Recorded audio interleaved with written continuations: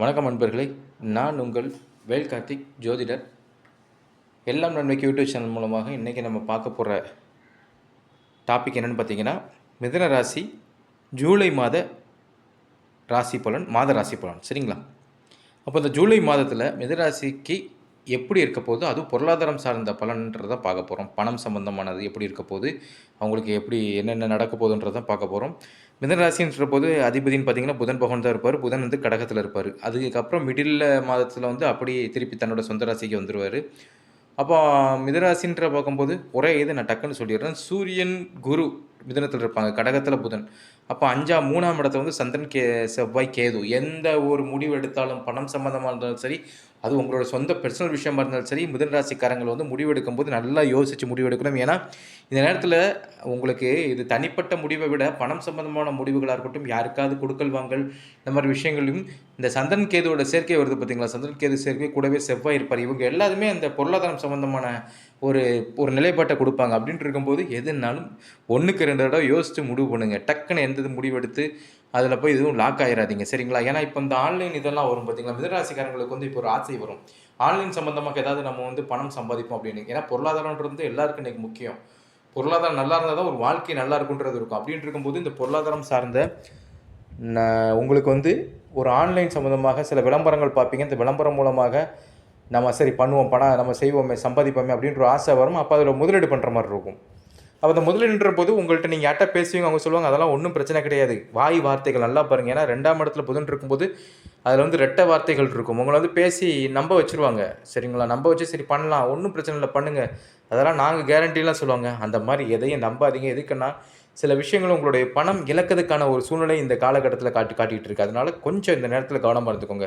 சரிங்களா? ஏன்னா சந்திரன் செவ்வாய் கேது இந்த அமைப்பு இருக்கிறனால நான் சொல்கிறேன். ஏன்னா உங்களுடைய முயற்சிகள் ஒரு பயத்தை கொடுக்கும். நீங்கள் பண்ணது போல் வராமல் ஆனோன்னா உங்களுக்கு ஒரு பயத்தை கொடுத்து உங்களை வந்து அப்படி உங்களை மனவேதனைக்குள்ளே கொண்டு போக வைக்கும். அதனால் அது பணம் ரீதியாக உங்களை இழப்பையும் கொடுக்கும். அதனால் பணம்ன்ற விஷயத்தில் வரும்போது கொஞ்சம் கவனமாக இருந்து செயல்பட பாருங்கள். அது மட்டும் கிடையாது, உங்களை சுகஸ்தானத்துக்குரிய புதன், அதாவது சொந்த புதன் தான்.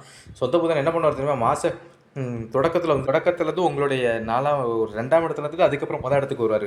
ஃபஸ்ட்டு ஒரு 15 நாள் வச்சுக்கோங்க, ஒரு கணக்கு சொல்கிறேன். 15 நாள், முதல் 15 நாள் கொஞ்சம் கவனமாக இருங்க. அதுக்கப்புறம் 15 நாள் அதுக்கப்புறம் கொஞ்சம் பார்த்துக்கலாம். ஏன்னா மொதல் 15 நாள்லாம் இந்த பிரச்சனை, இந்த மாதிரி பிரச்சனைகள் வர்றதுக்கான சான்சஸ் இருக்குது.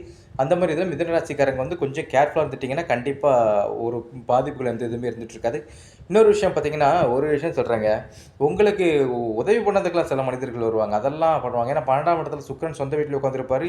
சொல்லுவாங்கல்ல, 5க்குரிய சுக்கிரன் 12ஆம் இடத்துல உட்காந்துருக்கும் போது உங்களுக்கு சுகம் சார்ந்த விஷயங்களில் உங்களுக்கு செலவு பண்ணதுக்கும், நீங்கள் செலவு பண்ணி அது மூலமாக ஒரு சந்தோஷம் பெறதுக்கும் சில விஷயங்கள் வந்துட்டுருக்கும்.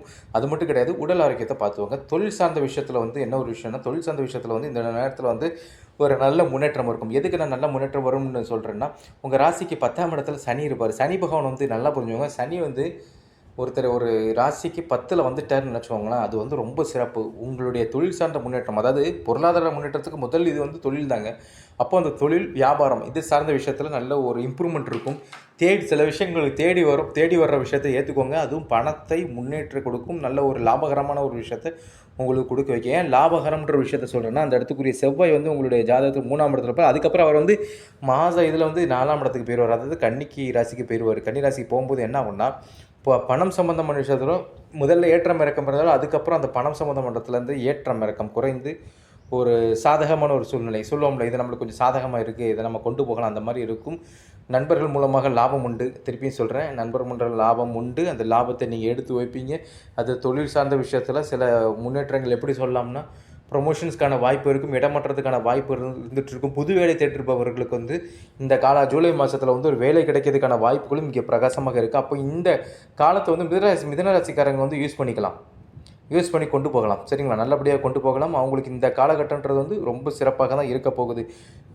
இன்னொன்று வந்து சனி பகவான் 10ஆம் இடத்துல இருக்குன்னு சொல்லியிருந்தேன். அதுக்கு மட்டும் டக்குன்னு ஒன்று சொல்லிடுறேன். சனி பகவான் 10ஆம் இடத்துல இருக்கிறதுனால, அதாவது உங்கள் ராசிக்கு 10ஆம் இடத்துல இருக்கிறதுனால அவர் என்ன பண்ணுவார்னா, சில விஷயங்களை லேட் பண்ணிகிட்டு இருப்பார்ல, அந்த விஷயத்தில் இந்த டைமில் முடிச்சு கொடுக்க போகிறாரு. ஏதாவது ஒரு விஷயம் உங்களுக்கு லேட் ஆகிட்டு இருக்கா, அதெல்லாம் இந்த தடவை முடிய போது உங்கள் கைக்கு வந்து சேரப்போகுது. அப்போ இந்த காலத்தை நீங்கள் நல்லபடியாக பயன்படுத்தி நல்லபடியாக சந்தோஷமாக இருக்கிற மாதிரி நடக்கும். மிதுன ராசி அன்பர்களுக்கு இந்த வீடியோ பிடிச்சிருந்தால் லைக் பண்ணுங்கள், ஷேர் பண்ணுங்கள். எல்லாம் நன்மைக்கு யூடியூப் சேனல் சப்ஸ்கிரைப் பண்ணுங்கள். இதேமாதிரி அடுத்தடுத்த வீடியோ வந்துட்டு இருக்கும். நன்றி, வணக்கம்.